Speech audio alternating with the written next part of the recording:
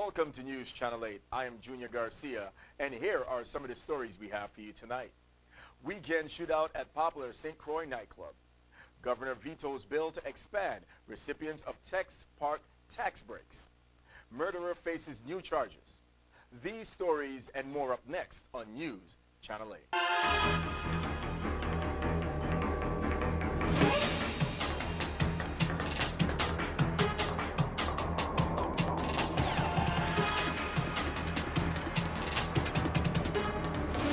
TV8 News is brought to you by Total Excellium. More protection, more miles. Total, you know where to turn.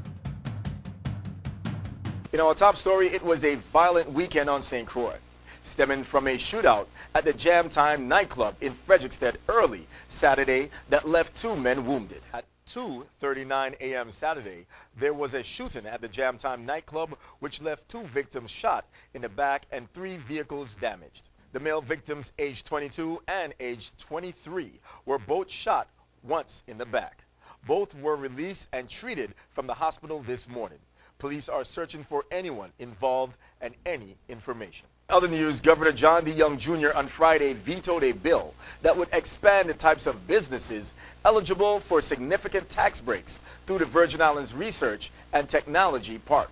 There's been a tremendous amount of, I think, public discourse with respect to the economic incentives that are given by the RT Park and their board of directors. And back in 2012, I was given the authorization as governor to review certain actions. The action that I took with respect to the RT Park this week, and that clearly came after a number of conversations, really, is in my opinion, and based on legal opinions that I'd requested from the Attorney General and look at the operation, I really felt that this amendment was objectionable to the extent that it not only radically altered the policies and procedures of the RT Park, but had a general impact with respect to the government in encouraging overall economic development within the territory through the use of tax incentives. And what's especially important is that the use of tax incentives is something that we need to do when we know for surety, at least based on the investments that are being made and the return that we're going to get, both in terms of investment dollars, job creation, workforce development, and contributions, clearly is beneficial to the Virgin Islands in the long term, that we see that benefit.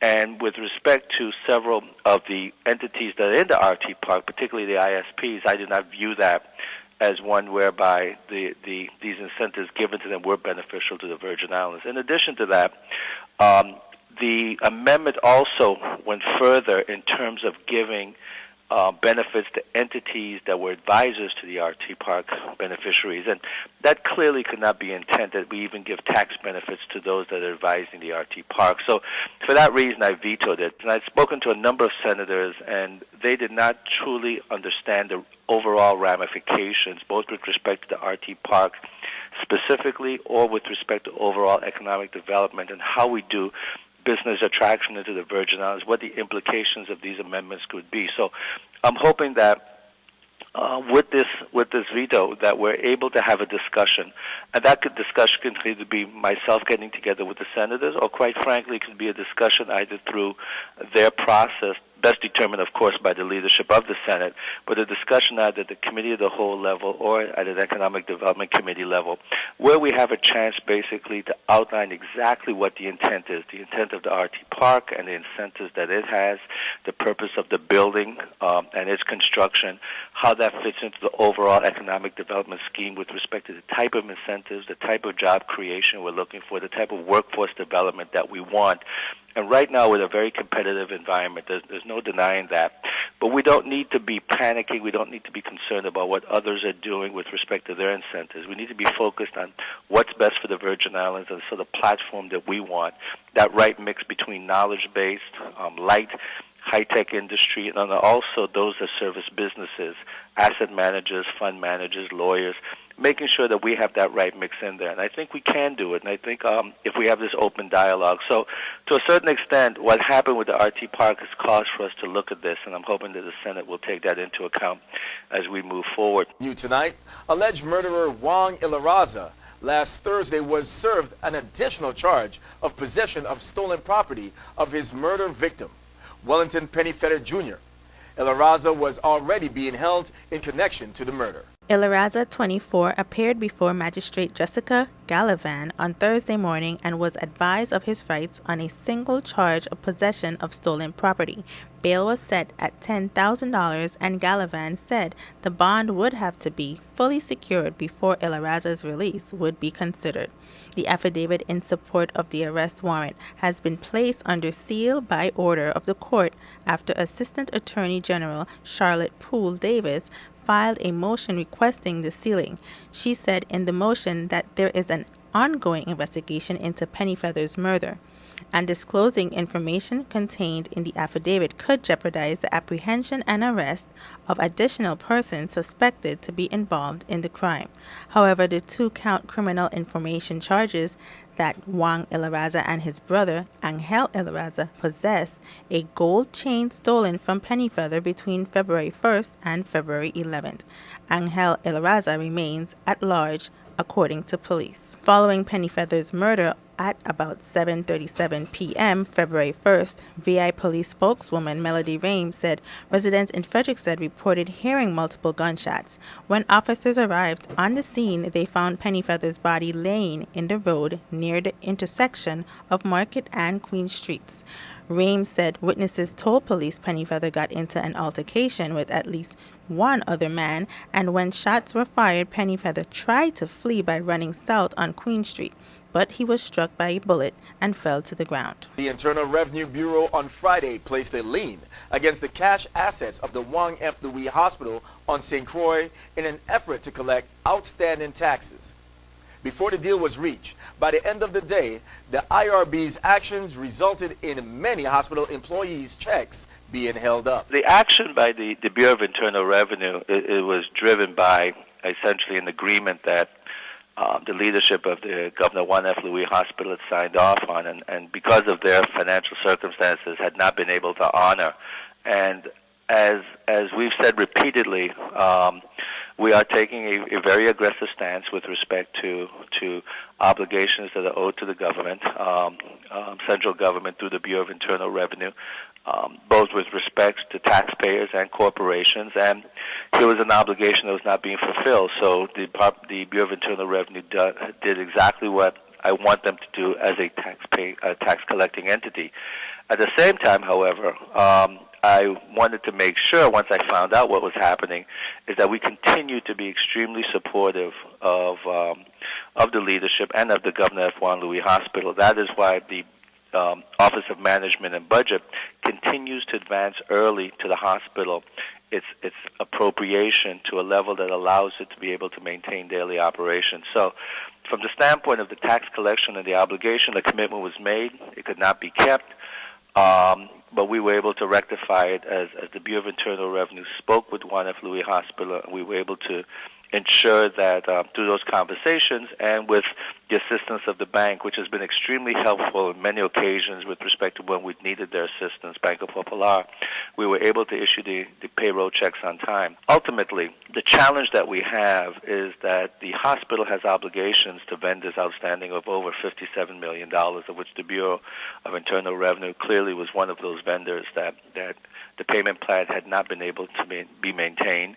We are close to running out of the complete FY 2014 appropriation to the hospital, and we have continued to advance. And the problem that they're having, understandably, is that the advances that we're giving are getting accelerated, so they're eating through their appropriation a lot faster, and will have exhausted all their appropriations before the end of the fiscal year, and quite frankly, early into the fourth quarter, which begins July 4th around July 1st of this year. So clearly the hospital is the point where we need to take very seriously, as we should have, as we've tried to do it through the administration in telling the legislature, this is a situation that we've got to address, that we can no longer continue to ignore. And so I think the one way that that's going to have to happen is, as we look at our shortfall for fiscal year 14, we're going to have to look at a emergency or some sort of an allotment to the Governor Juan F. Louis Hospital that will assist them with respect to their cash flow planning. Stay tuned. We have more news after this. This is News Channel 8.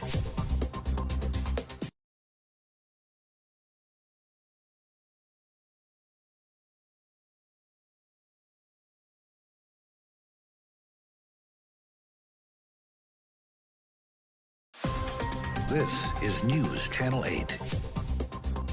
And now, here is Cynthia Graham with your nightly Caribbean report.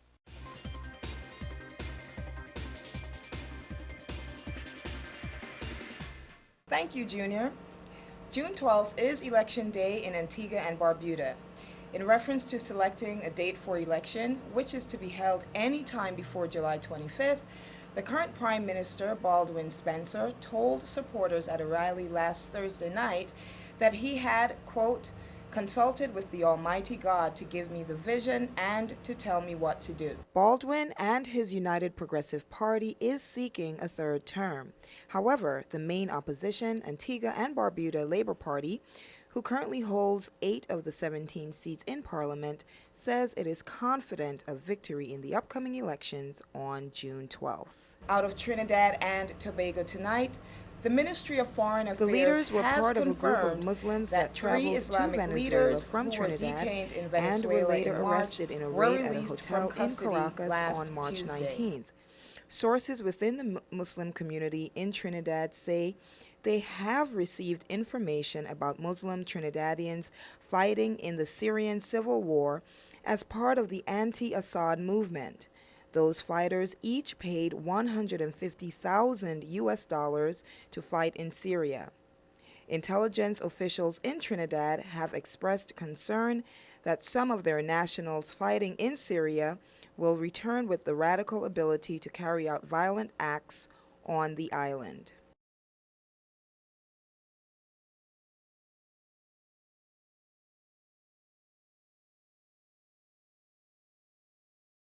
Undergraduate students at the University of the West Indies in Jamaica will experience a very different grade point average system with the start of the 2014-2015 school year. Under the revised GPA plan, which was approved by the Board of Undergraduate Studies, both the overall manner in which assessment of student performance is described and how the grades are represented on the transcripts of undergraduates have been changed.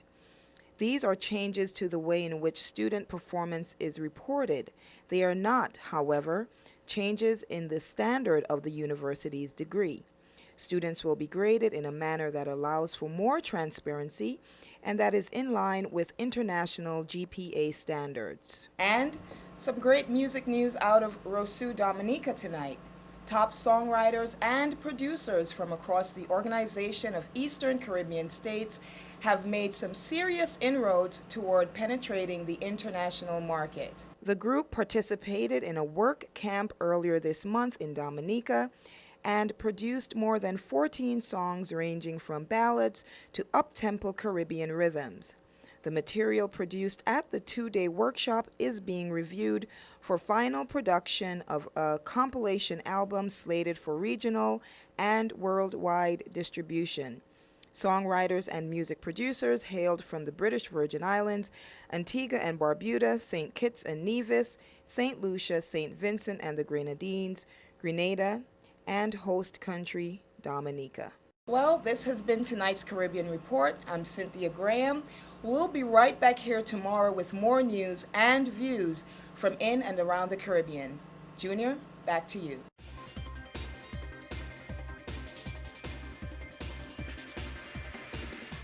Thank you very much, Cynthia. It's EMS week here in the territory, and emergency personnel have a slew of activities planned to recognize their work and workers. Tuesday, May 20th, St. Croix has the multi-agency drill at 5 p.m. at Sunny Isles. St. Thomas St. John has the Star of Life Ambulance Boat Expo at 9 a.m. Wednesday, May 21st, school tour at 9 a.m. Observation of EMS for Children Day. Thursday, May 22nd, St. Croix has Saturday, May 24th, check Employee Appreciation at 9 a.m. And Friday, May 23rd, St. Thomas has the EMS Trailer Expo. We salute the hard-working emergency personnel across the territory. Stay with us. We have more news straight ahead. This newscast has been sponsored by Mario's Virgin Crystal. Let us save you the hassle of lugging those jugs around. Purified bottled water conveniently delivered to your home or office. Also available in your favorite grocery store. Call 773-2810. This is News Channel 8.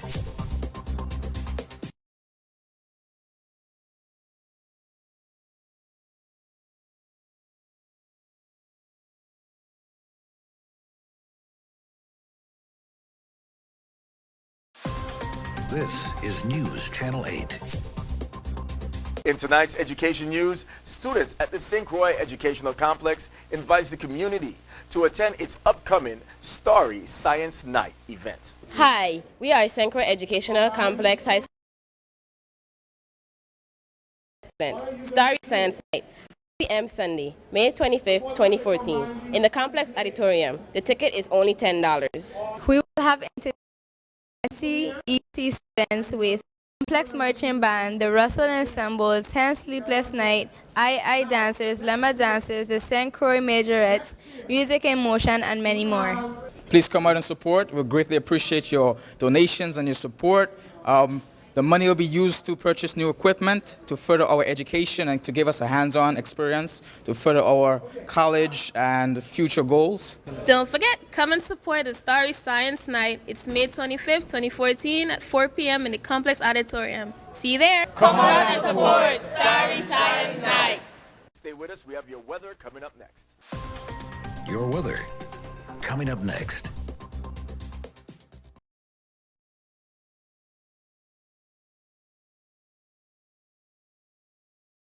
Tonight, scattered showers and thunderstorms. Partly cloudy with a low around 71. East wind 16 to 18 miles per hour. Chance of precipitation is 40%. New rainfall amounts of less than 1/10 of an inch, except higher amounts are possible in thunderstorms. Tuesday, isolated showers, mostly sunny with a high near 85. East-northeast wind around 16 miles per hour. Chance of precipitation is 20%. Tuesday night, scattered showers, partly cloudy with a low around 70. East wind around 16 miles per hour. Chance of precipitation is 30%.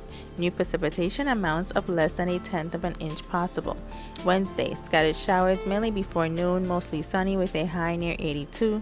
East-southeast wind around 16 miles per hour. Chance of precipitation is 30%. New precipitation amounts of less than 1/10 of an inch possible. Wednesday night, scattered showers, partly cloudy with a low around 68. Wednesday night, scattered showers, partly cloudy with a low around 68. East wind 15 to 18 miles per hour. Chance of precipitation is 30%. New precipitation amounts of less than 1/10 of an inch possible. Thursday, scattered showers mainly before noon, mostly sunny with a high near 82. East wind 16 to 20 miles per hour. Chance of precipitation is 30%.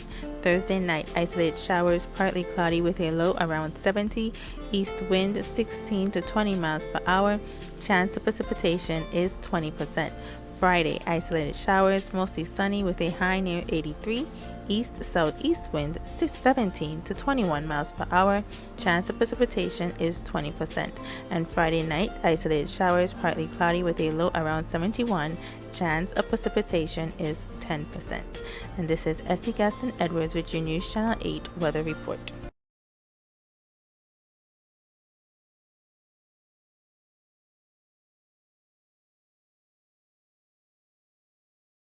Thank you very much for tuning in. Do not forget to like us on Facebook at WSVI-CH8. You can also follow us on Twitter now at WSVI-TV News. I'm Junior Garcia, and World News is up next. Good night, Virgin Islands. TV8 News was brought to you by Total Excellium. More protection, more miles. Total. You know where to turn.